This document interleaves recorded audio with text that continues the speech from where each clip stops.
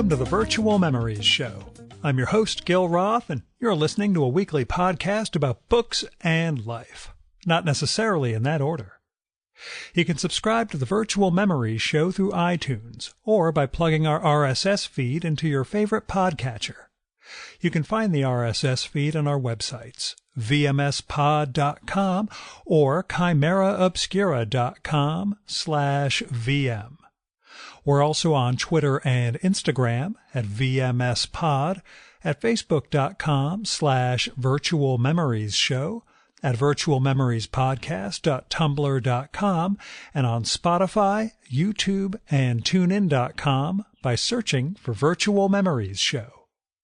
And if you like this podcast, please go to the iTunes store, look up the Virtual Memories Show, and leave a rating and maybe a review for us. That'll inspire Apple to promote us a little. And of course, you can also promote us by telling people about the podcast on social media or however else you publicize the things you like.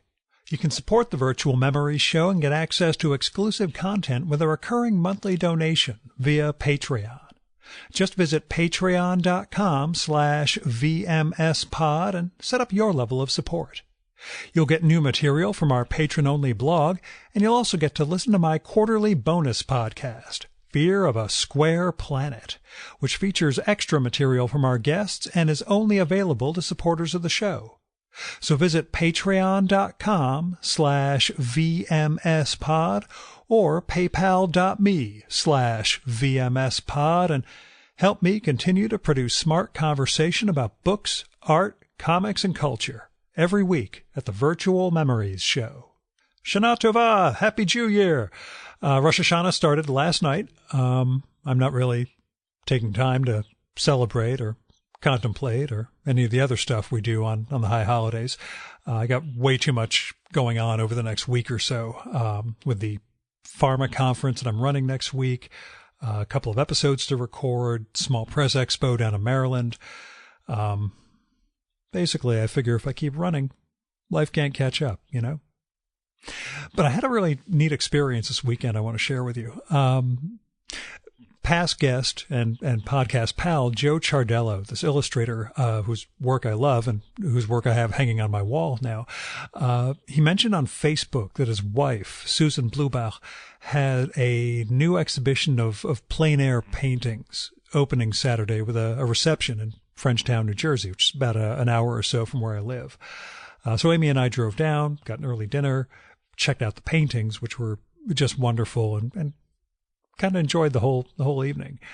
I also had this really nice conversation with Joe, although in the middle of it, a really weird coincidence ran up on me involving the artist Dagmar Frinta, who I don't know if any of you know, but it turns out Joe and Glenn David Gold, last week's guest, both know her work and are connected to her, and I'd never heard her name before I sat down with Glenn a few weeks ago in L.A. But anyway,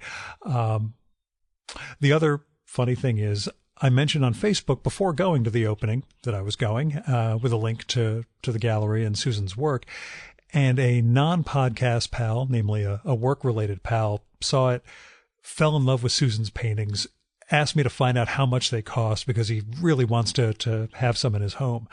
So I'm hoping that leads to some support for the arts, which is what this podcast is all about, you know? Anyway, this week's show is with the musician Moby, who is celebrating his birthday today. Happy birthday, Moby. That's September 11th for you time travelers out there. How did I end up recording a podcast with Moby, you ask? I've enjoyed his music since around the time Play came out back in 1999. But I will admit he was not on my podcast radar. The thing is, though, when I mentioned that I was going to have some time in L.A. last month, past guest and social butterfly Dean Haspiel told me he would connect me with Moby. I sort of laughed that off, and then I got an email a few minutes later introducing the two of us, and then another one from Moby saying he was up for a podcast during my visit. So I did a crash reading of Moby's 2016 memoir, Porcelain, which turned out to be a really enjoyable book.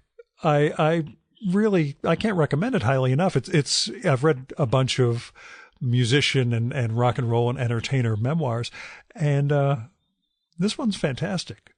I also boned up on some of Moby's recent years of music, checked out a couple of other podcasts with him just to get what his conversational tone was like. And then I ran out of time and we were sitting down in his home to have a conversation.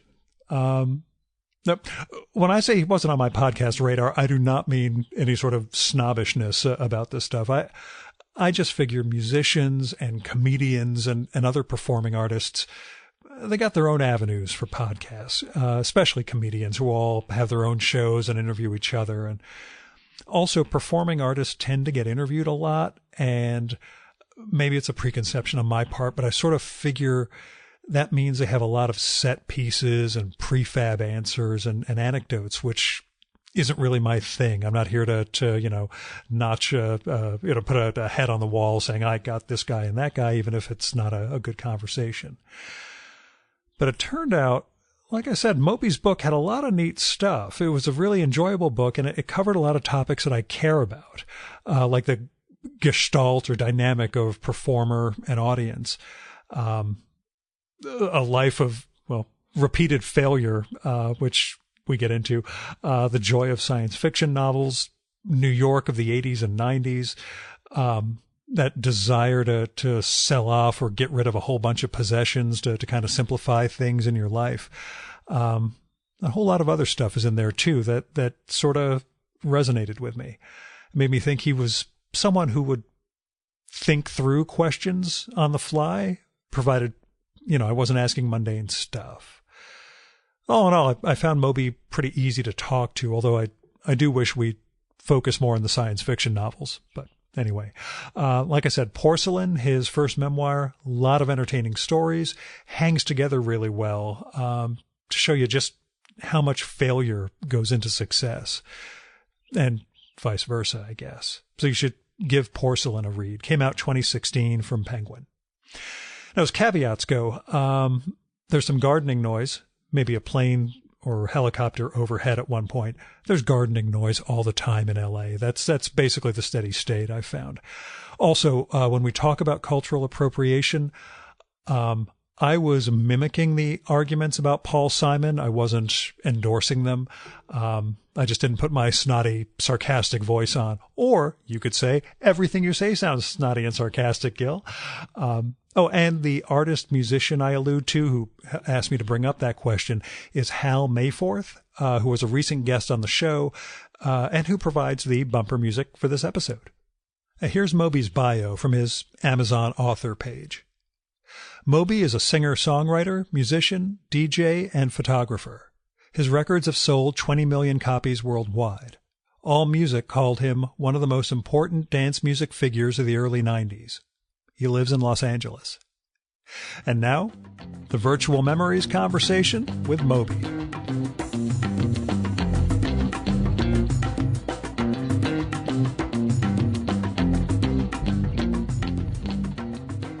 What I wanted to ask is a sort of opening question. I know the memoir is a little bit in the past for you now, but what did you learn about yourself in the process of writing that, besides that you're capable of long-form writing? So I just finished the second memoir. Oh, really? And that takes up the next question. I think that's going to come out next year, 2019, at some point. I don't know exactly when. Mm-hmm.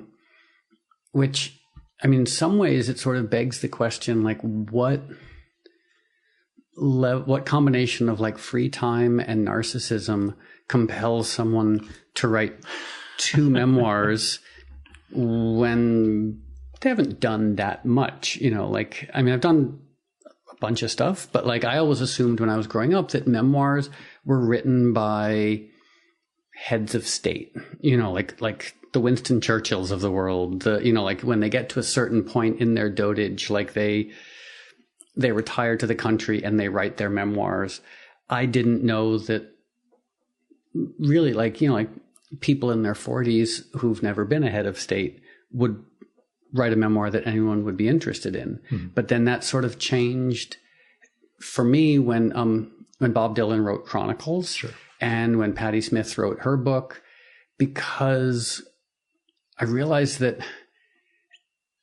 a memoir, to a large extent, is about the individual, but it's also a document or a snapshot of the context and all the things that contribute to that context, whether it's, culture, socioeconomics, race, religion, everything that informs context. Mm-hmm. And so the subject of a memoir is both the subject, and you could almost see it as like a Dickensian way of gaining entree into broad context, like Pip when he goes to London. Sure. It's about Pip, but it's more about London. Right. So the first memoir, it's about me, but it's more about, this young, naive, weird kid who moves to New York City in the late 80s and has a whole bunch of experiences that wouldn't be possible now just because the world has changed so much in such a short period of time. So to your question about what I learned, one, that I worry a lot, so in writing both of these memoirs, I was like, I really do I'm a very little confidence and that I worry way too much.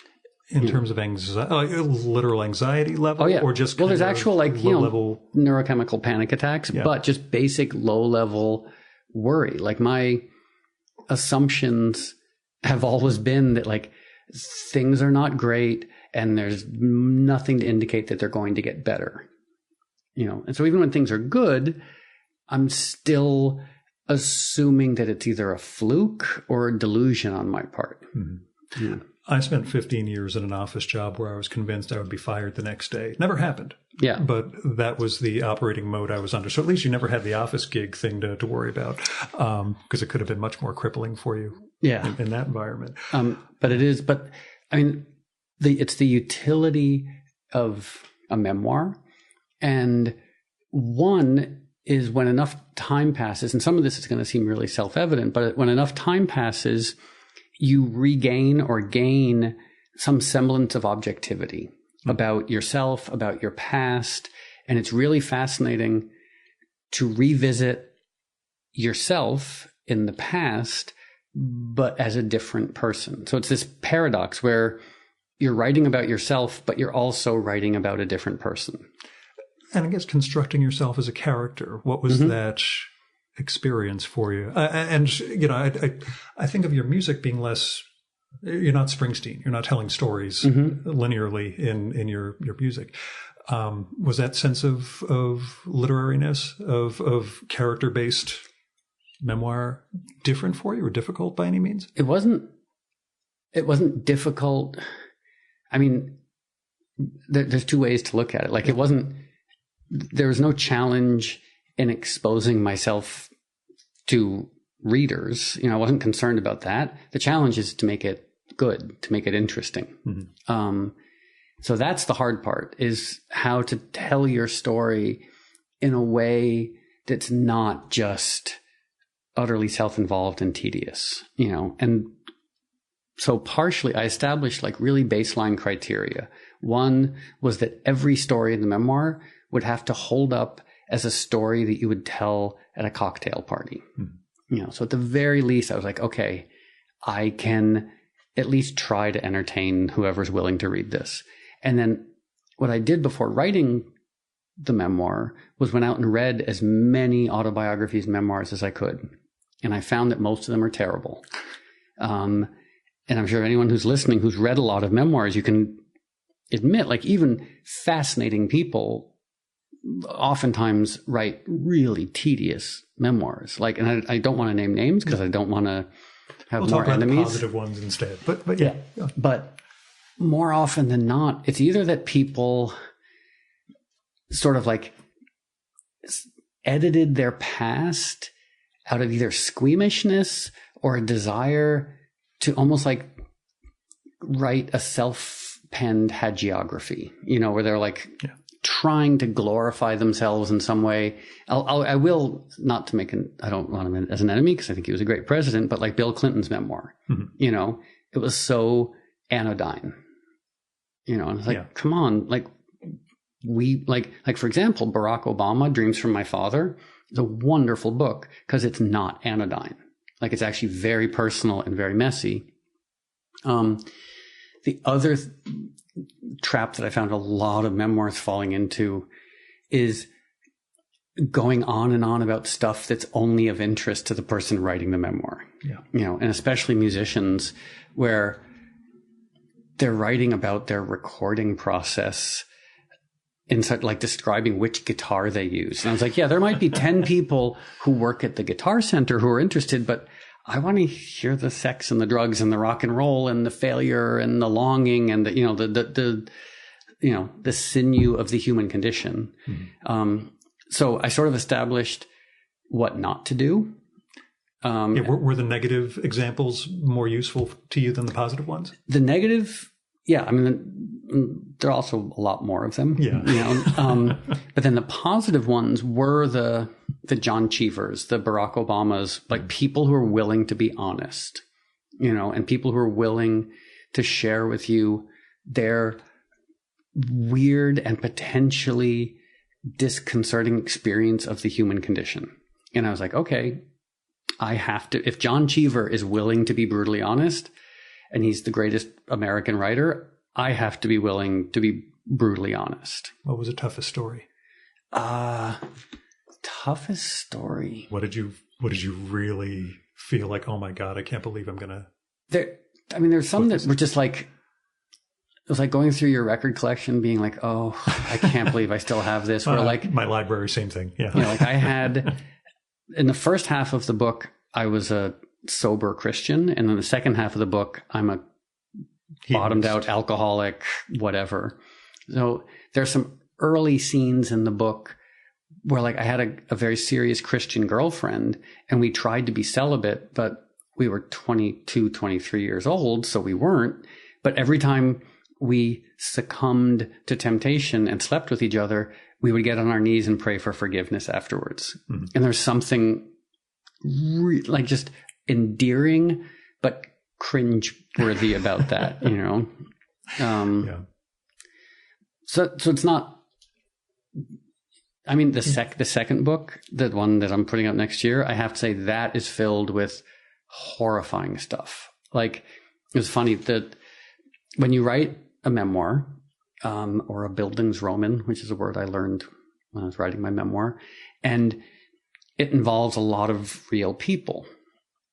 What I learned is you have to worry about these real people coming back and suing you for whatever reason, know. And what I found is you actually have to be more concerned about private figures than public figures.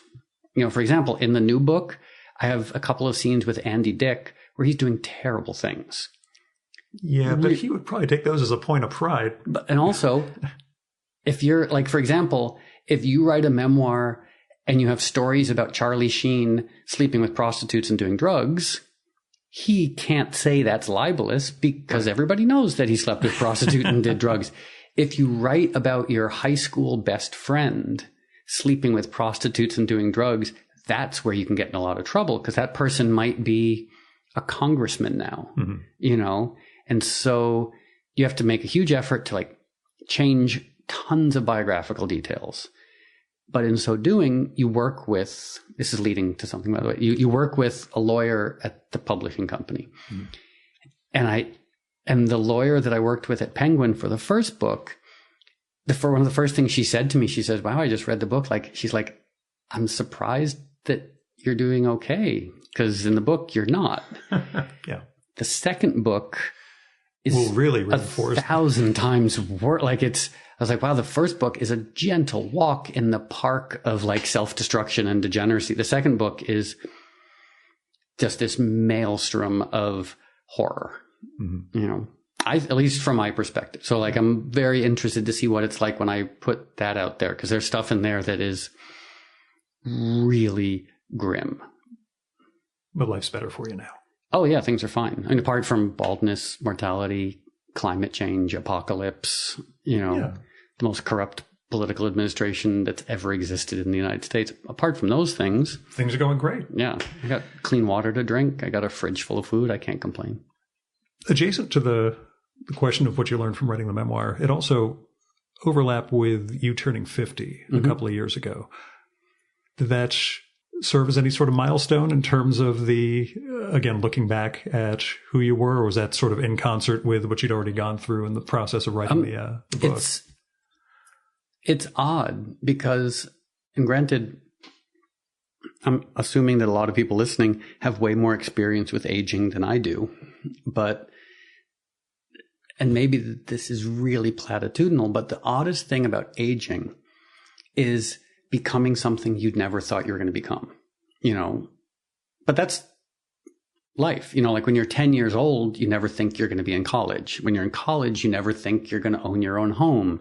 When you're in your 30s, you never think you're going to go gray and lose your hair.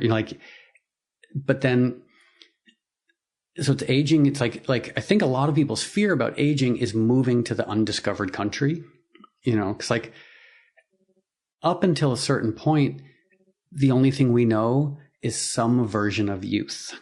You could even say like into your 40s now. Like we all live in states of suspended adolescence. Yeah. So into our 40s, we still think of ourselves as young.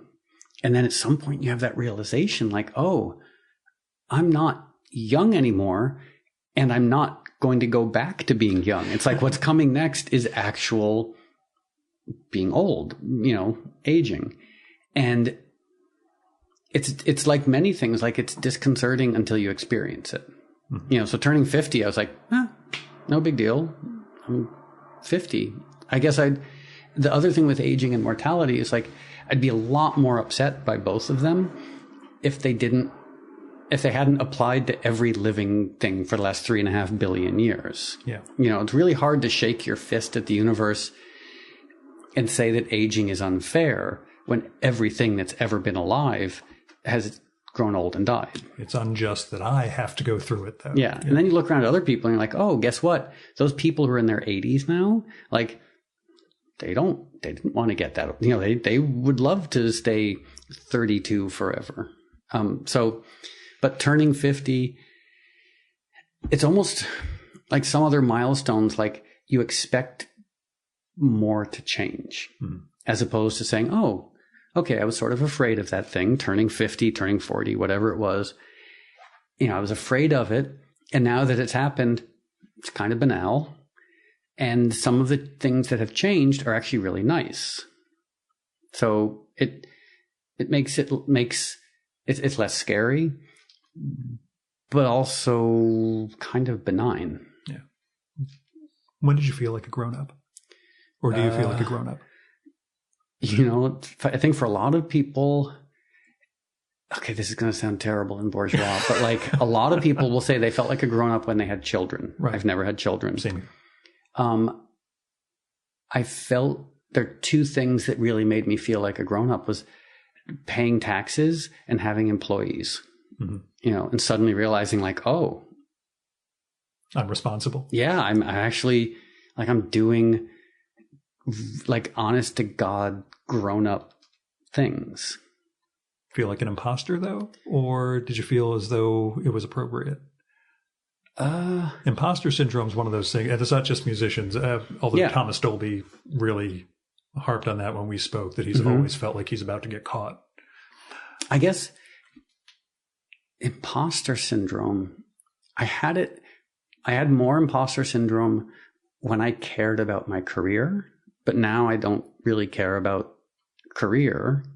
So I don't, like, I love making music, but I don't think of it as it's not a job anymore.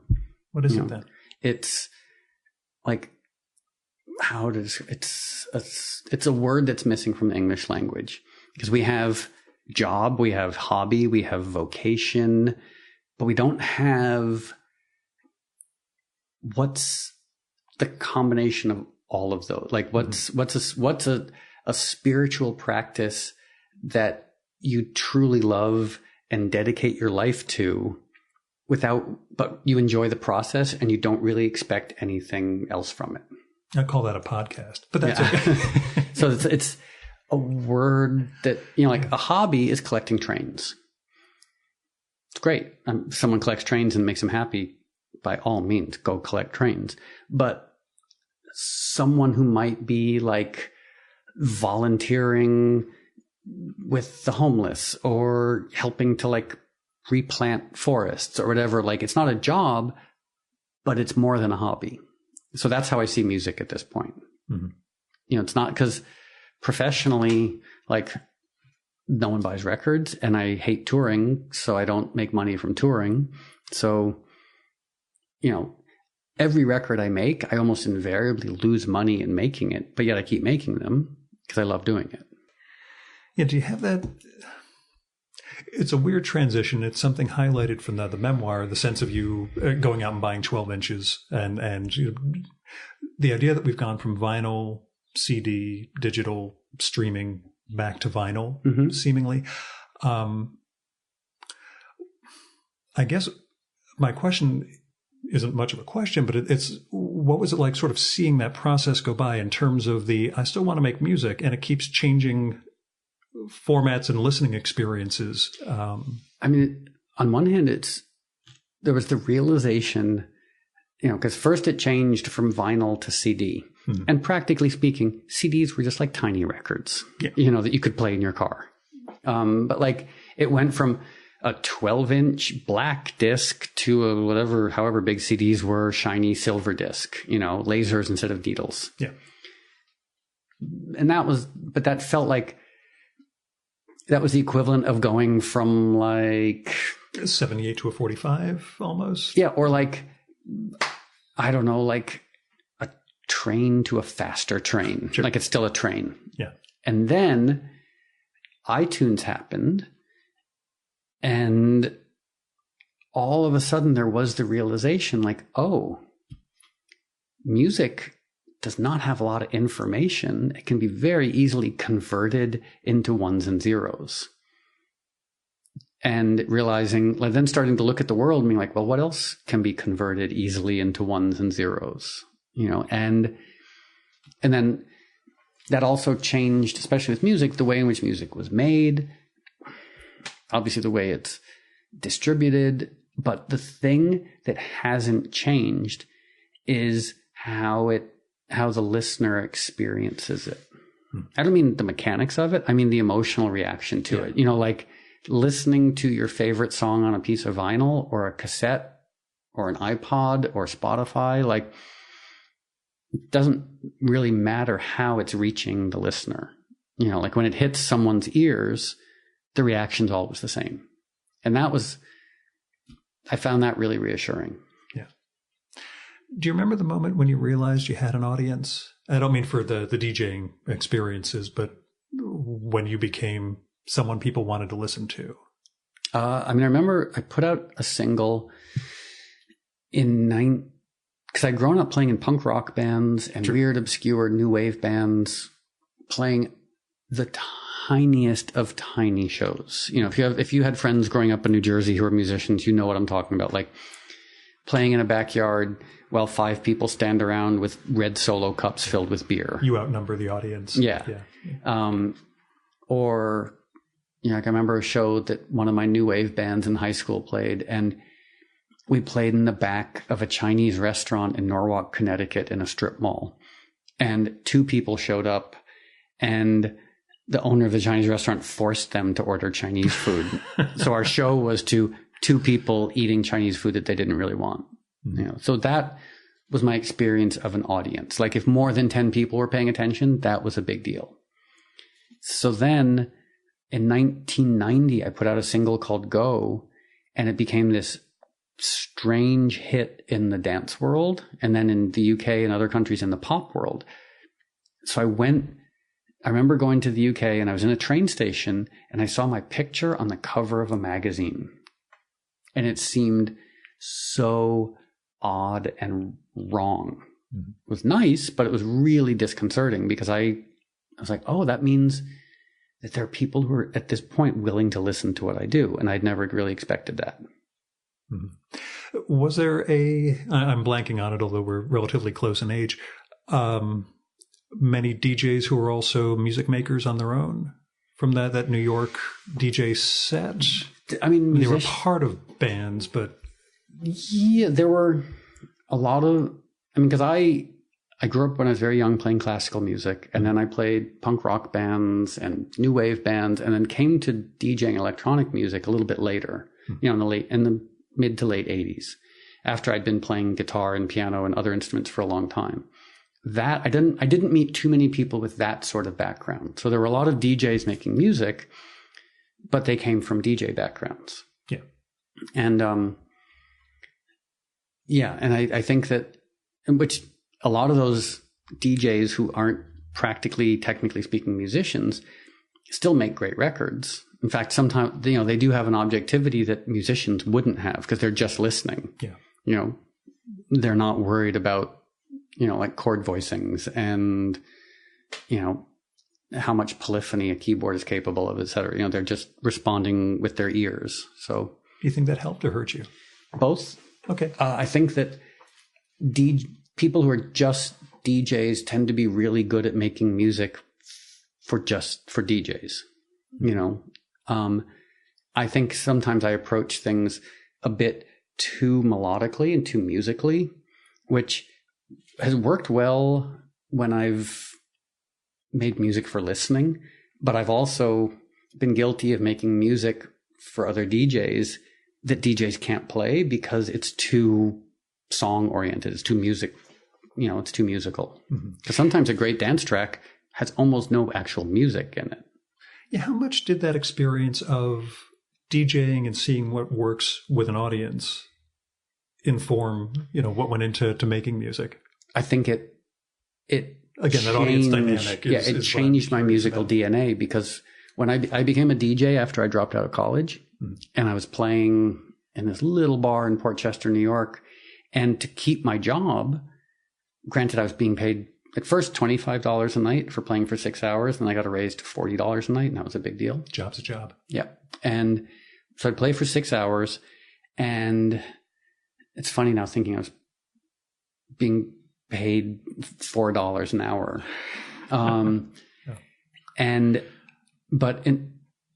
I started thinking about music differently, because in order to keep my job, I had to keep people interested, and I had to keep people dancing.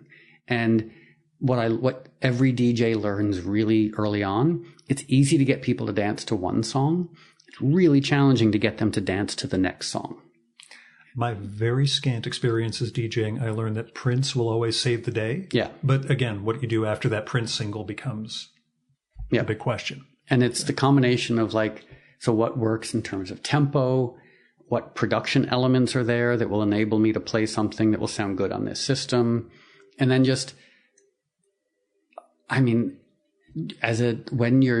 musicians, DJs, when your job is dependent upon people staying, you become just like this massive sensitivity where you're so aware of what's going on. Like one person walks off the dance floor or the energy changes by 1% and you immediately know it. It's a rejection. Yeah. And you're like, okay, I have to fix this right away.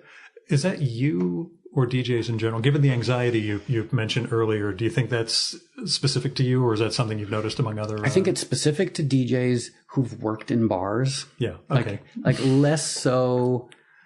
The 50,000 guy. Yeah. Like the guys who immediately are playing to big audiences, what have you. It's more, you're playing in a bar, there are 20 people on the dance floor. If 2 people walk off the dance floor, you've just lost 10% of your audience, you know. I know you were part of that. You performed in that giant DJing world, but it wasn't there at the beginning of what you did. Would you have wanted to have immediately, skyrocketed the way we've seen younger DJs? I sort of did, because in the UK there was the rave scene, and so I found myself. But I wasn't DJing then. I was traveling around with my keyboards and my drum machines, and I was playing ostensibly live shows. And it was fascinating because one minute I was playing small clubs in New York to 25 people, and then flying to the UK and playing to 10,000 people. Yeah. But the huge difference was that I wasn't really like nowadays when like Martin Garrix, who's a very successful, very young DJ, like when his first single came out, he wasn't old enough to go to nightclubs. Yeah. And he went from being I think 16-year-old bedroom musician to getting paid $250,000 a night. And yeah, that's what I'm sort of wondering about. No, you had gone. I went from getting paid $40 a night to like, I remember a huge night in the UK in 1991, I got paid $500. Yeah. And I was like, I'd never been paid that much money ever for anything. Mm-hmm. So there was a modesty and a humility that came along with that. You know, like, I had a top 10 record, but I could still only stay in crummy B&Bs because I couldn't afford hotels. Yeah. So it makes, I'm grateful for that.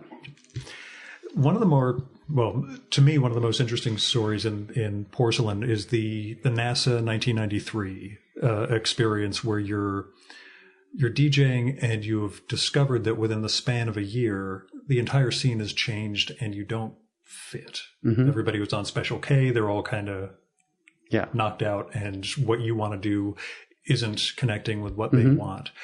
That sense of changing dynamics and having to keep up with an audience stick with you all those years? Or is it, again, something that as you reach a certain level of success, you're able to, you know what, I've got a core that's sticking with me. You know, it's keeping up with the scene. It's funny because really my entire life as a musician is basically just an endless series of failures. It really, and that's not like melodrama or hyperbole. Like it really, like, cause it's going back even before that, like in 1982, I was playing in a punk rock band that was on the verge of being successful. And I quit that to go start a new wave band that no one cared about. Mm-hmm. And then I got it. So it's just, and then had this moment in the early 90s of being a hugely successful, well, not financially, but like this big dance act. And then all of a sudden by 94, it was done. And then 95, I put out this record, Everything Is Wrong, that was embraced. It was like Spin's album of the year, the Village Voice album of the year. And I was seen as like the next big thing in electronic music. So then I followed that with a punk rock record that alienated everybody. And then, so it's just like success and failure. And it really is odd. Like, so coming back from failure, which is something that a lot of people don't have extensive experience with, you know, especially public failure. Yeah. You know, like, cause there's nothing private or vague about releasing an album that gets terrible reviews and sells nothing. You know, like when you're standing on stage, as I have many times, playing in front of 15, 20, 25 people, like, I think there's a story in the book about when I played this punk rock show in Paris in the mid-ish 90s. I think we sold 40 tickets. By the end of the show, there were 20 people there. It was a venue that held 200 people. Yeah. This was after I'd been lauded as like the hero of electronic music. So just lots and lots of recurring failure. Even more so in the 2000s. So to your question is, what I'm not good at is figuring out how to fix that or figuring out what's next. Mm-hmm. You know, like looking at like the zeitgeist or the musical world and landscape and saying, okay, I know what's next. I'm going to do what's next. The only thing I know how to do is to just keep working, you know, because I don't know how to do anything else. So it's like you just keep working and assume that things are not going to work out and be like pleasantly surprised if they do. Yeah. And do you feel that do you feel there's a greater and greater gap between what you do and what you know, whatever the trend of the day is at this point? Or is it just I would hope so. Yeah. Because I'm 52 years old. Like it would be really weird if I was making music that sounded like the music 21-year-olds were making. Yeah. See, this is why you should have had kids. You could have kept up with what they were. I'm just kidding. I mean, I do every now and then just out of curiosity. Like I'll go on Spotify and I'll listen to like their top 10, or I'll go on YouTube and watch whatever like the big trending videos are, just out of like curiosity, because otherwise I don't ever hear pop music. And to be honest with you, it's not for me. Yeah. Like so every now and then there's like a song that I love, but for the most part, it all, and I am in danger of sounding like a cranky old guy, but like to me, it all sounds like perfume ads, or like it all sounds like a product launch. It doesn't, like, I think back to, and this is really old guy stuff, but like the first time I heard The Clash, the first time I heard Neil Young, or when you heard John Lennon's Imagine, or even heard Nirvana, you know, or Public Enemy, or, you know, like music that like was so emotional and revolutionary. And then you hear a top 40 song now, and it there's nothing there, you know, like it basically, I feel like pop music today is at best a distraction for kids while they do other things, you know, which is actually, that's what it is. You know, people are like on Snapchat and they're DMing each other and they're playing World of Warcraft and they're doing 20 other things. And in the background, a top 40 song is playing, you know, so in a way, the utility of pop music today for kids is as a background soundtrack for all the other stuff they're doing online, you know, whereas when we were growing up, the world of music was an end unto itself. Like you didn't, you know, listen to the Clashes. You didn't listen to London Calling while you were doing 10 other things. You put it down and you listened to it and you read the lyrics and you connected to it and you dreamt maybe someday you would see the Clash live. Like it was much more a celebration of the music itself, as opposed to hoping that it would somehow be a pleasant distraction in the background. Do you at all try to look and think about what you would do if you were a kid nowadays? Would you pursue the same line of work?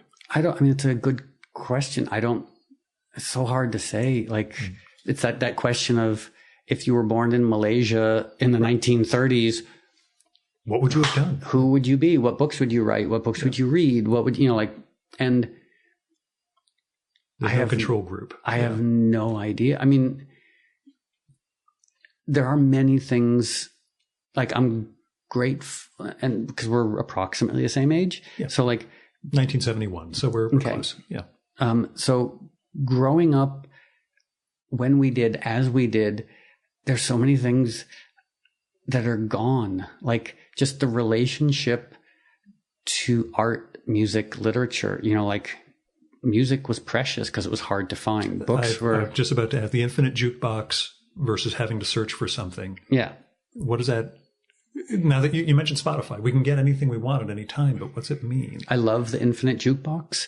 I'm glad I didn't grow up with it. Okay. You know, like I'm glad that I had to, you know, get on my bike and ride a couple towns over to an underground record store to look at records that someday I'd be able to afford, you know, like to hold a Clash record, or, you know, to hold a New Order or a Joy Division record and think, okay, when I make my $6, I'm coming back to buy this record, you know, and it was just, there was something really sweet about that.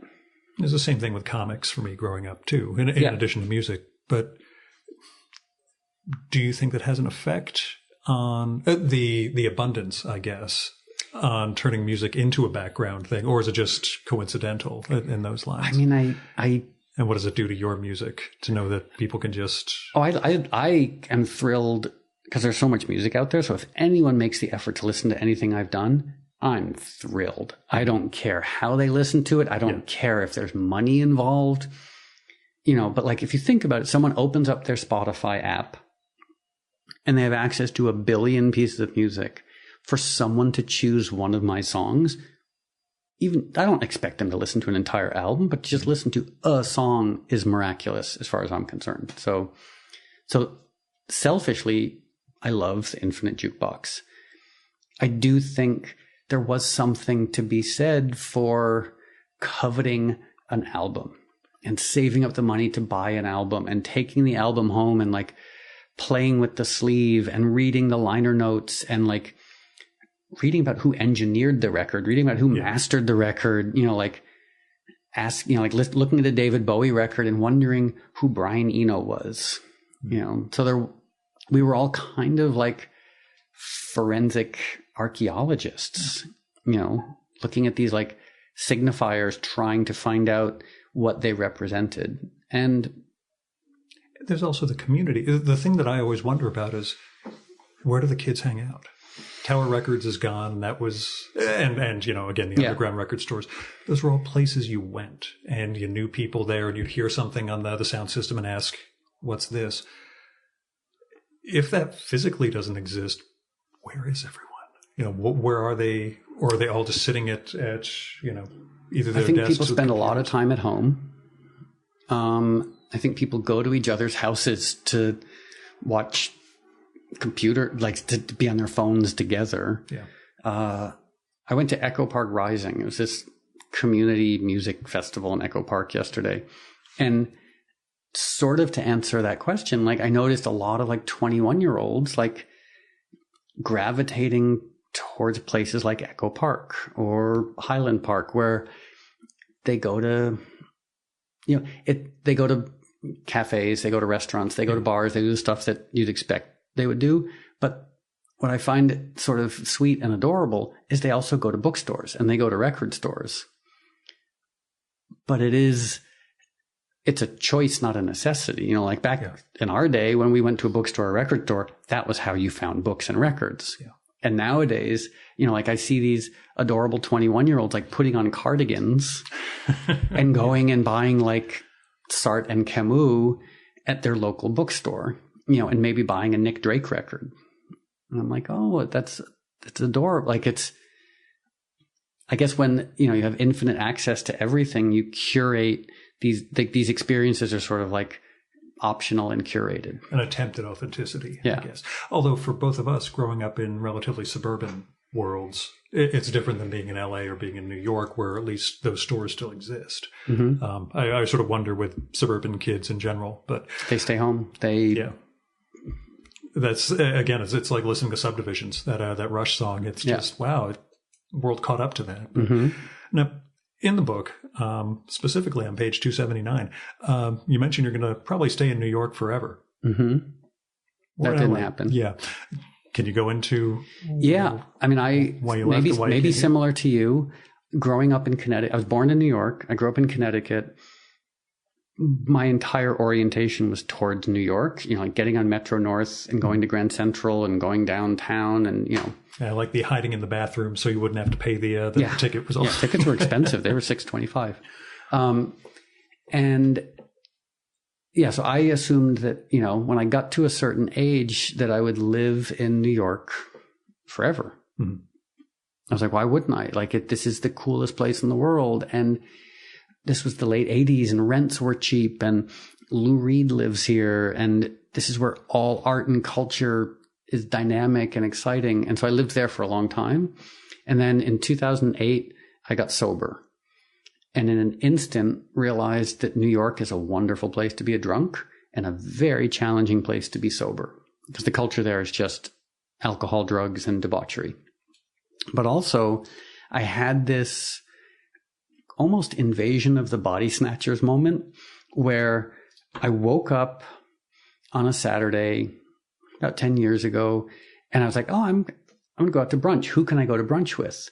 And if I'd asked myself that question in 1991, there were 30 people I considered friends within walking distance of my building who I could have gone to brunch with.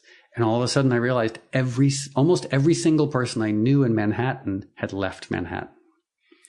And then people were even leaving, some had moved to Brooklyn, but now they were leaving Brooklyn. And I was like, oh, there's this diaspora, like this giant chunk of money was dropped on Manhattan and it's pushed everything out. Yeah. Just these waves of, these diasporic waves of people just being pushed to Argentina, to Portland, to not San Francisco because no one can afford to live there, to Los Angeles, to Mexico City. Just all of a sudden, all my friends who were artists, writers, musicians started looking at the world, trying to figure out where could they go because they could no longer stay in New York. And so for those reasons, that's why I left. Like, my friends left, and there was no one to go to brunch with anymore. Did you get a driver's license? When I moved here, yeah, I got my driver's license. Okay, because in the book, the book actually finishes with you driving without a license. Yeah, and I finally got a driver's license, and yeah, it's so but I'm not a great driver, and I really don't like driving. Like some people, nobody in LA seems that comfortable on the road. I've discovered in my brief forays out here. Yeah, like Jonathan, who you met, he loves driving. Mm-hmm. He's from Texas. He will happily get in his car and drive to Texas. That's insane. But that's... And I get annoyed. Like, if I have to drive from here to West Hollywood, it's 25 minutes. I'm like, ugh. Yeah. So annoying. Now, all I do when I come here, it's 24 to 72 hours, and all I do is this. And I just crisscross the city, driving all over the place and meeting interesting people and recording. But all I do is sit in traffic. Even just now with Santa Monica to here. Well, when you live here, you learn how to avoid that. Yeah. You learn how to just like stay home, stay in your neighborhood, etc. Yeah. Pity. I'm that guy who always has to work around other people's schedules. To get to the book side of things, is your music science fiction? Not about science fiction, is it? I guess, yeah, it is, because it represents worlds that don't actually exist, which is by definition what science fiction is. Right. So you sort of characterized that in the beginning with the disco record that kind of warps your brain. I wondered.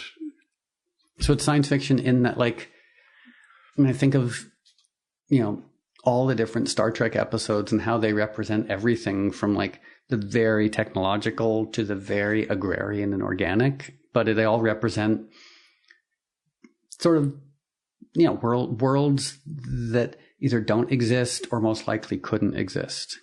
Mm-hmm. Favorite captain? That's a hard one. You did act opposite Patrick Stewart, but I mean, to be really agnostic, I'll go with Captain Pike. Good choice. The original Captain Pike from the old days. Okay, just because I think they brought especially at the end of that episode when he can only go like beep for 2 beats. Good. And at the end of it, they give him back, like there's this race of aliens who give him back his body. Yeah. Yeah. And he got to make electronic noise. So that makes sense then why you dig him. So, you talk about reading, actually. The books that come up the most in Porcelain tend to be Arthur Clarke. Your most recent album has a Vonnegut reference for the title. What do you read? And how did that inform? So my mom was, she went to Columbia and then WestConn, and she was an English major. So I grew up surrounded by fancy books. We were really poor, but she had an amazing library. And when I was in junior high school, I was a literary snob.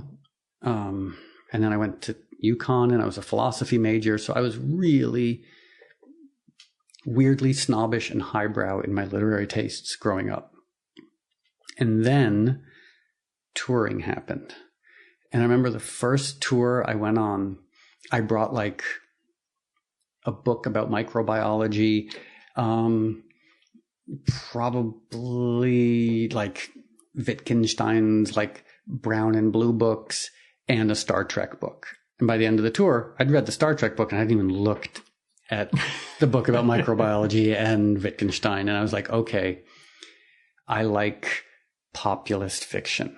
So I like non-populist fiction. I like nonfiction, but like, I have to say, like when I'm traveling, especially, I love distracting, well-written mainstream fiction. Toughest part of touring?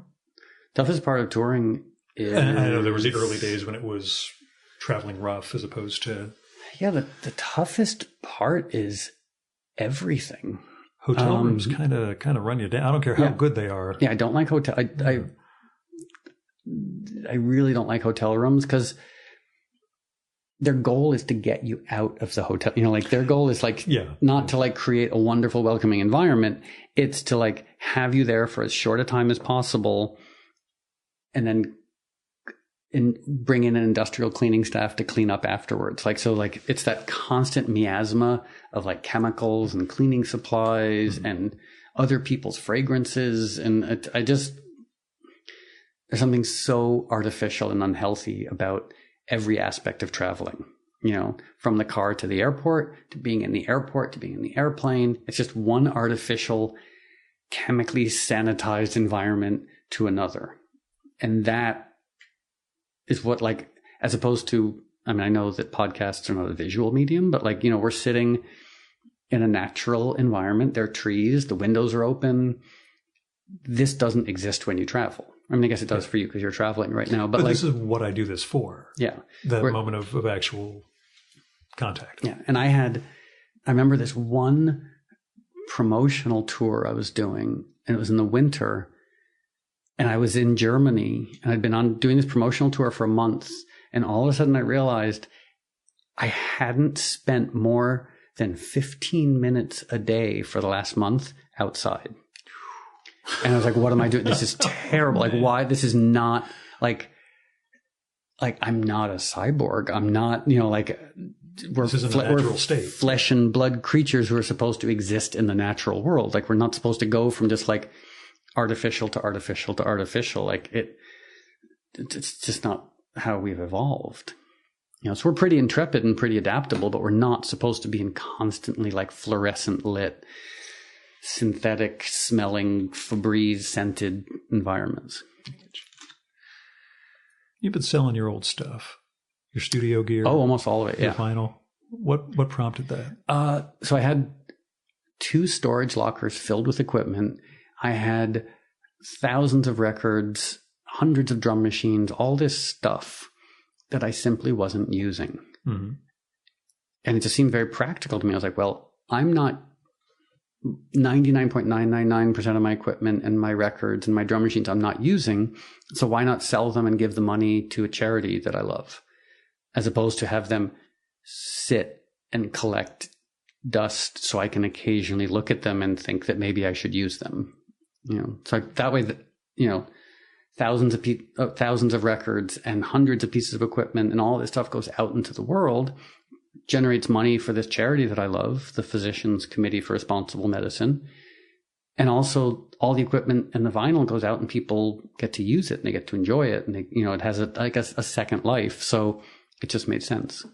Yeah, see, that's my question. When did it make sense? And why wouldn't it have made sense 10 years earlier?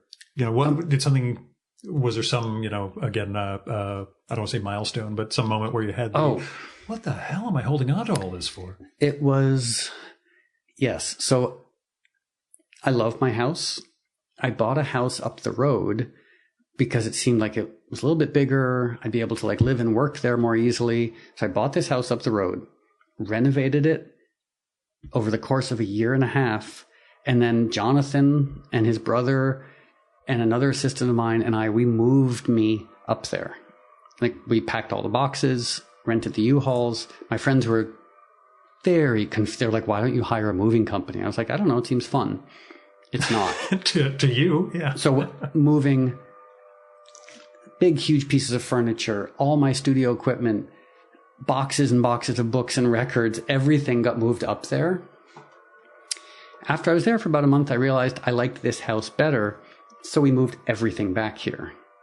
Did you hire a moving company that time? The second time, yes, I did actually like bite the bullet and hire a moving company. But in the process, I sort of came to have contempt for things that I wasn't using. Mm-hmm. You know, like a couch, perfectly fine. I use a couch. But all these boxes and boxes of stuff, I was like, why do I have it? Like, it's just heavy and it collects dust. And so now it's all gone. Did you thin out books also or not? Books, yes, just because I had way more than I needed. So I still have.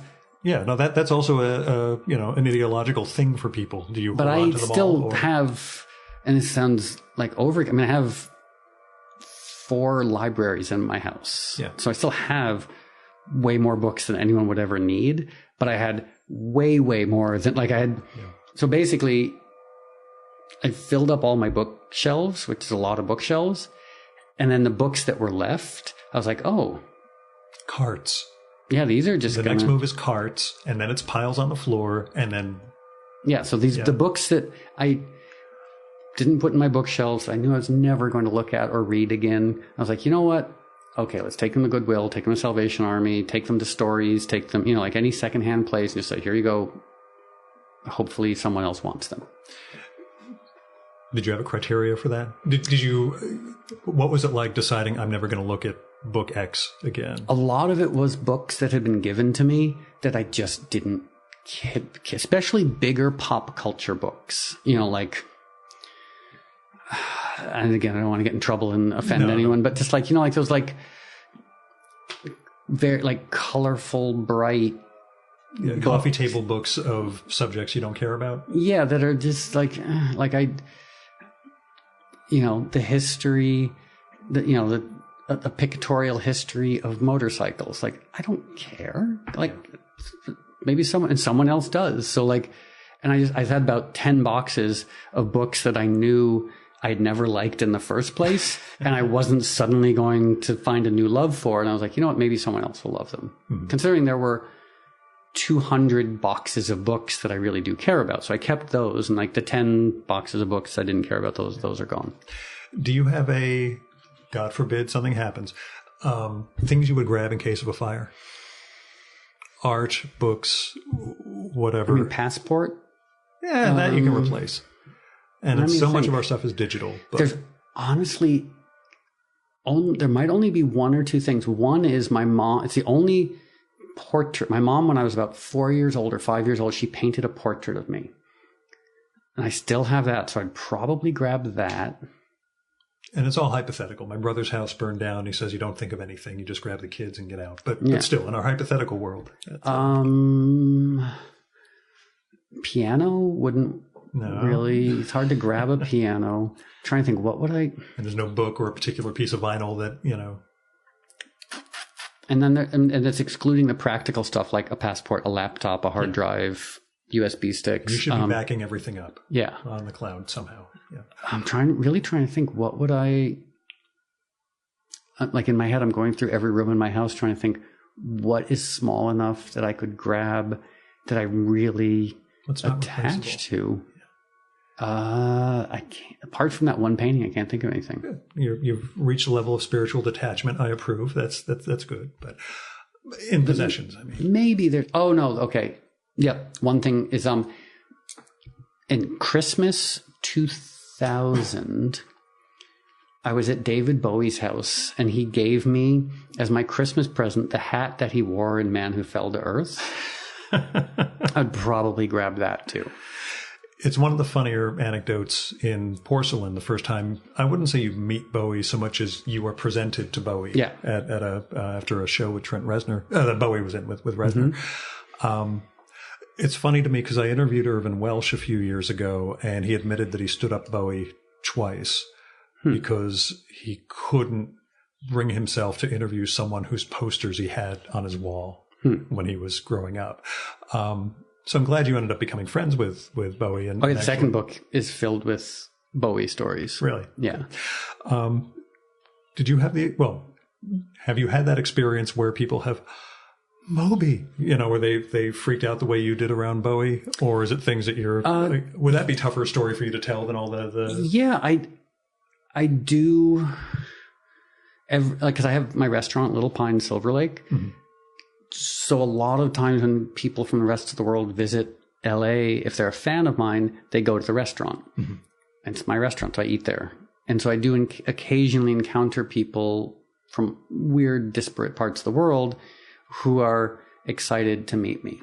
Artists within your field? I don't think so. That's I wonder. It's somewhat like you were a musician meeting Bowie. Have you found musicians who have wigged out over? No. Okay. I mean, every now and then it's no, not really, not that I'm aware of. Mm-hmm.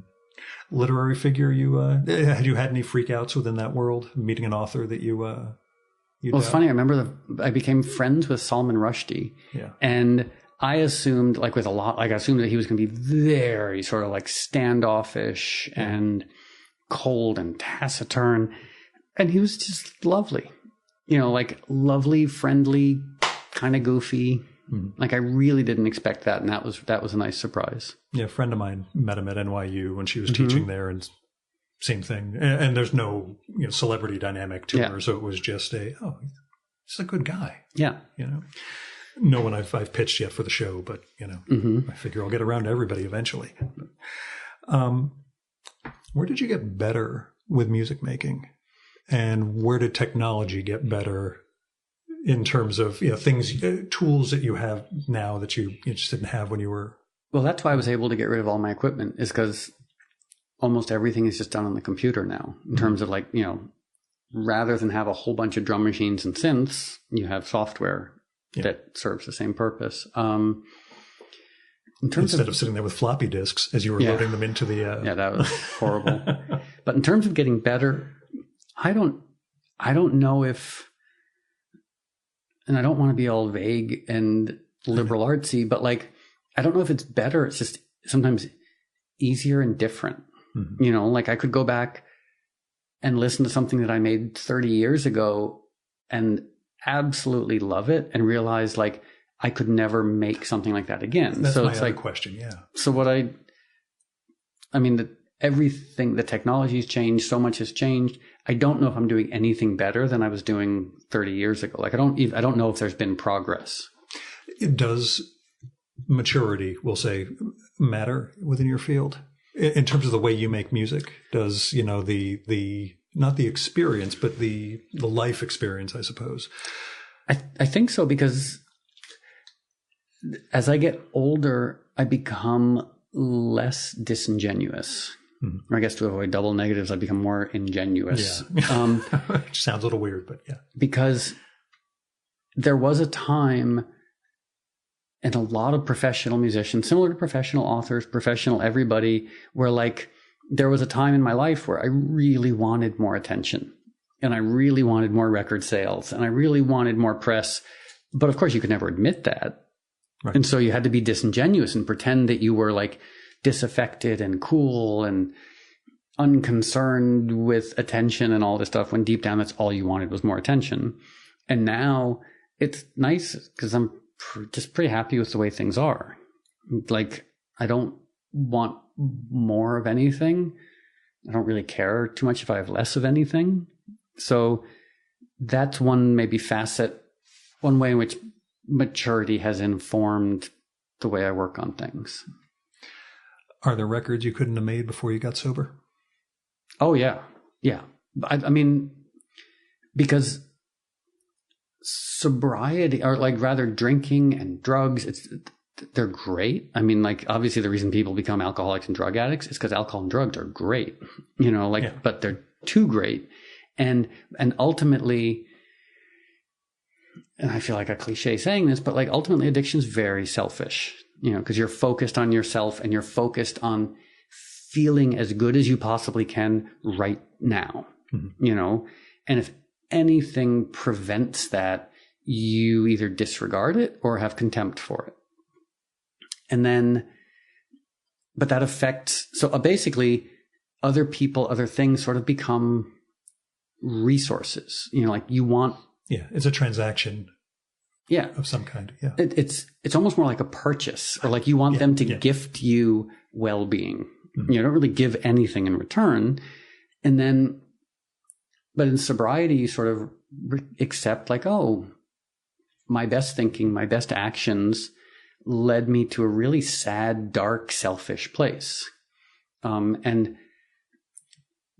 the more selfish and entitled and drunk and addicted I became, the worse my music was, I think. And so now, sort of as I was saying earlier, like my approach to making music is not trying to get more attention and trying to get more sales or what have you. It's just simply the joy that I have in making music. I mean, to be fair, if I do something and people like it, that's nice. Yeah. But if I do something and people don't like it, I just don't really care all that much. Yeah. Reading reviews? I don't read reviews. Okay. Yeah, that's something I learned a long time ago. Like I just did a Netflix special, mm-hmm. and I haven't seen it. And I don't want to. I don't like to watch myself on TV. A performance, or yeah, like I won't listen if I do an interview or a podcast. I would never listen to it because I don't. I just am happy to like sit here with you and talk. We're having a nice conversation. Beyond that, I don't need, like, because I don't need to go back and listen to it, because then if I've done some semblance of a good job, that will fuel narcissism and entitlement. Mm-hmm. And if I sound like an idiot, it'll just make me hate myself. It's like, there's no good, same thing with reviews. Like a good review makes me narcissistic. A bad review makes me want to kill myself. So it's like, the answer, don't read reviews. A pal of mine, or an illustrator I recorded with a little while ago, also makes music on the side. First 3 albums he did were using historical vocals and making music in his on the computer to do what you do, but in a different way. And I hit him up to tell him I was going to come by here to record with you. And he said, can you please just ask him if he ever had any issues with sort of the cultural sense of appropriating vocals and and being a white guy and appropriating African American. He's in the same boat. I mean, yes, I could not, like, the album Play that's so filled with old African American vocals. Like, there's no way I could make that record today. That was what I was sort of wondering. Oh no, I mean, would you have been treated as the cultural colonialist? Yeah, like it wouldn't even get released. Like, like someone would say, like, you can't do this. Yeah. So yeah, although after Play was released, I mean, it was a very different time culturally. I did get a few journalists, this was back when I read reviews, who took me to task for that, for using old African American vocals. I thought it was a little ironic because the journalists who took me to task for it were white journalists. And then I had this weird experience. The record had been out, Play had been out for like 6 months, and I ran into Chris Rock. And I'd never met Chris Rock, and I very presumptuously, I had a copy of the record with me. And I said, will you listen to this and tell me what you think? And he was like, okay, sure. So he puts on the headphones, and I think it was the song Natural Blues. And he took off the headphones, and I said, I'm a white guy sampling black gospel vocals. What do you think? And he said, music is music. And I was like, thank you. Like, that was kind of the exoneration that I needed. And I mean, maybe it's unfair. It was a very different time, but obviously, I would not be very comfortable releasing an album of reinterpretations of archival gospel music today. Mm-hmm. Paul Simon took crap for Graceland back in 86, maybe. So even earlier than yours. In that case, he's culturally poaching South African vocals, and I guess to some extent you could. It's different because you're using historical stuff like the old Lomax sort of. And it's also different because we're coming at it simply from a place of enthusiasm. Yeah. Of course, when you fall in love with a musical idiom, it's the product of the environment in which it was created. You can't divorce it from that. But when I used those vocals on Play, I fell in love with them for the emotional quality that they had. And I assume that when Paul Simon went to South Africa, he wasn't trying to, get rich off of other people's suffering. He just loved the music, right? And in a way, I mean, I'm very hesitant to say this as a cisgendered white man from Connecticut, but in a way, it's a shame that we don't have more freedom to follow our creative muse wherever it goes, even if it might be culturally insensitive or even politically incorrect, because look at the Rolling Stones. All they did for their was imitate black musicians. Look at Led Zeppelin. It's rock and roll, etc. And look at Elvis. It's safe to, Elvis's first big single was Hound Dog, which was a cover of a Big Mama Thornton song. Mm-hmm. He wouldn't be allowed to do that today. And maybe that's okay, but isn't it, I don't know. I mean, I just wonder if the criteria by which we judge art and creativity should be it shouldn't be so rigid and black and white as in terms of is it offending anyone's cultural sensibilities? We end up with the world starts to get kind of small at some point. Mm-hmm. Which is ironic given the internet and profusion of cultures should be, fragmenting and giving us so many, essentially a kaleidoscope of, cultures, ethnicities, etc. I mean, I do remember, who was it? Was it Nelson George? Or like, I remember having this conversation a long time ago, and I wish I could remember who said this. I don't want to get anyone in trouble, but like an African-American friend of mine who was teaching at NYU asked this question. He said, oh, so henceforth, should African-American musicians not be allowed to use Japanese electronics? Yeah. Et cetera. Like, I was like, where do you draw the line? Right. It's like, and I was like, how about, I don't know, just like, let your muse be your guide. I don't know. It's again, like, it's a very hard thing for a cisgendered white guy originally from Connecticut to have too strong an opinion about. Sure. It's kind of like the Me Too movement. Right. I found myself just keeping my mouth shut and just agreeing. I've been enormously thankful that no one I've recorded with was a Me Too subject. Yeah. So I thought, thank God. Okay, I don't have to go back and explain that, I recorded with this guy, but it was a different world at that point. So where did the affinity for the African-American gospel and vocals come from? The affinity was for the power of music to affect me emotionally. Yeah. And I mean, that period of discovery when you first heard it, though, do you remember? It was the emotion. It was the emotional reaction to it. And it was like, I realized a long time ago, like, my allegiance is to the power of music to affect me emotionally. So whether that's a Vivaldi cello concerto, whether it's an old punk rock song, whether it's Neil Young, whether it's Lightnin' Hopkins, whether it's Blind Willie Johnson, like Dark Was the Night, Cold Was the Ground, whether it was Public Enemy or The Clash or Vera Hall or whomever, like, the only criteria by which I judge music is how does it affect me emotionally? And to that extent, I've never been too aware of the environment that led to the creation of that music, aware, but more concerned with the emotional resonance. Yeah.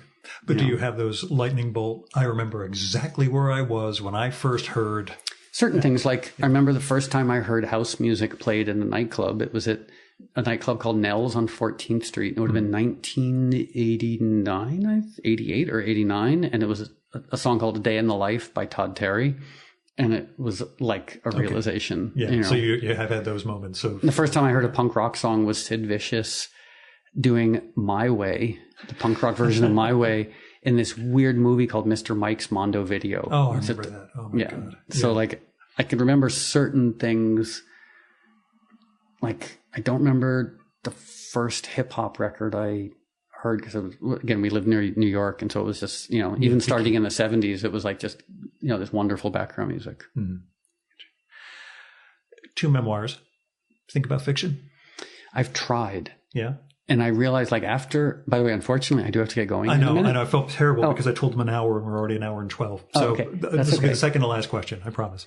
So when I wrote this first memoir, when it was done, and I'm embarrassed to admit this, I sort of thought to myself oh, I guess I'm a writer now, following in the footsteps of Uncle Herman.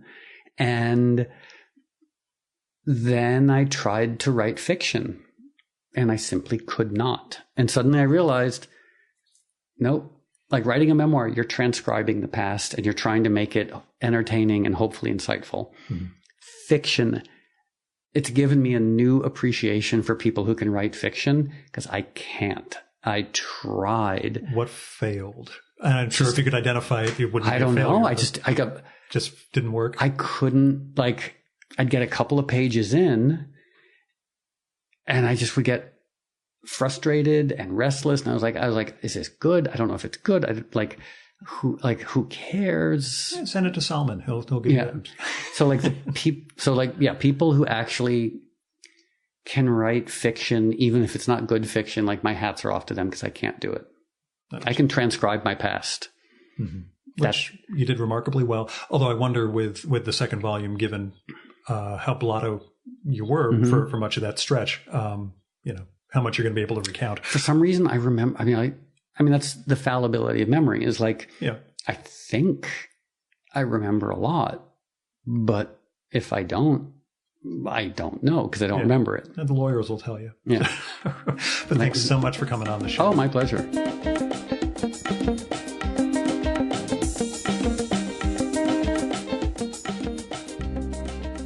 And that was Moby. The first volume of his memoirs, Porcelain, came out in 2016 from Penguin and is a really enjoyable book. I'm so glad that he actually wrote a second volume, and I'm really interested in seeing, even though he describes it as a horror show, what his life was like after the success of Play. His biggest selling record was Play, which really was a soundtrack for a lot of parties around the turn of the century. But he's made a ton of music since then, and you can find it wherever you buy or stream the stuff. Now, you should hit up Moby.com for more of his work. It's got links to his music and his press, but it also has links out to some of his photography projects, which are really beautiful and stark. We didn't get to talk about those this time, which I regret. We also didn't get into his veganism and the vegan resources that he provides through Moby.com. On the way out, I told him I'll ask him about those next time we get together. I recall he looked at me a little puzzledly when I said next time, but hey, it could happen. Who thought this was going to happen? Oh, and his vegan restaurant, Little Pine, is open in the Silver Lake area of LA, if you're ever in those parts. So thanks again to Dean Haspiel for connecting me and Moby. Check out Dean's new collection, The Red Hook, New Brooklyn from Image Comics. And happy birthday again to Moby.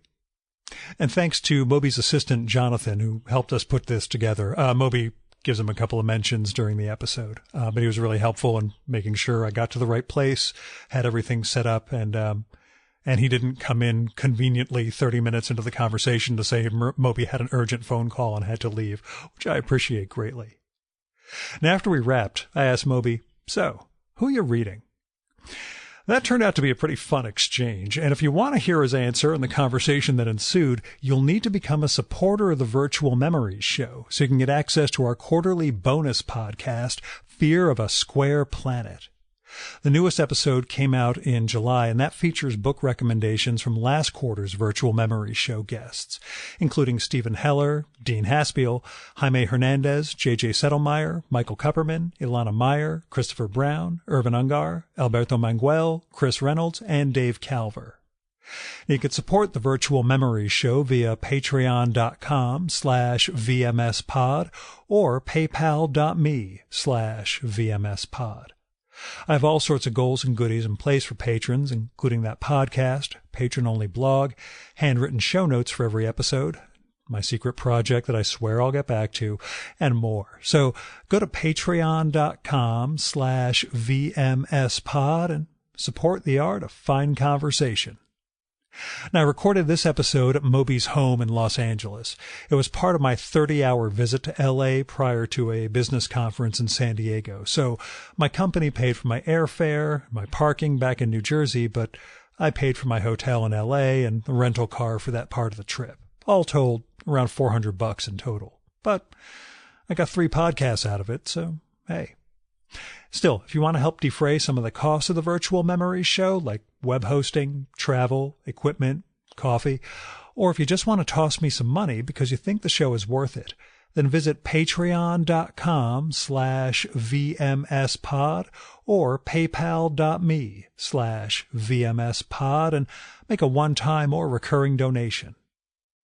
A special thanks go out to Joe Caruso, Michael Hacker, Michael Janizik, Paul Karasik, Fred Kish, Jonathan Kranz, Jack Lescamella, Teresa Lewis, Stephen Nadler, Payne Prophet, Dmitry Samarov, Stephen Solomon, Craig P. Steffen, Greg Tanner, Ford Thomas, Noah Van Sciver, and Garrett Zecker for going over and above in their support of the Virtual Memories Show. We have the full list of show supporters at chimeraobscura.com/VM. Our music for this episode is Fella by Hal Mayforth, used with permission from the artist. And that's it for this week's episode of the Virtual Memories Show. Thanks so much for listening. I'm not sure who next week's guest is going to be. Might be the one episode that I have in the can, American Bystander editor Michael Gerber. But might be cartoonist and Dreamlist podcast Eddie Campbell, who I'm recording with this week. Could be Eddie's wife, author Audrey Niffenegger. Might be Summer Pierre and Peter Cooper. Man, I have no idea what's going to happen, so you better check back next week and find out. You can subscribe to the Virtual Memories Show and download past episodes at the iTunes Store. You can also find all our episodes and get on our email list at either of our websites, vmspod.com or chimeraobscura.com/vm. You can also follow the Virtual Memories Show on Twitter and Instagram at vmspod, at facebook.com/virtualmemoriesshow, at virtualmemoriespodcast.tumblr.com, and on YouTube, Spotify, and TuneIn.com by searching for Virtual Memories Show. And if you like this podcast, please go to iTunes, look up the Virtual Memories Show, and leave a rating and maybe a review for us. That'll help us build a bigger audience. You've been listening to the Virtual Memories Show. I'm your host, Gil Roth, and you are awesome. Keep it that way.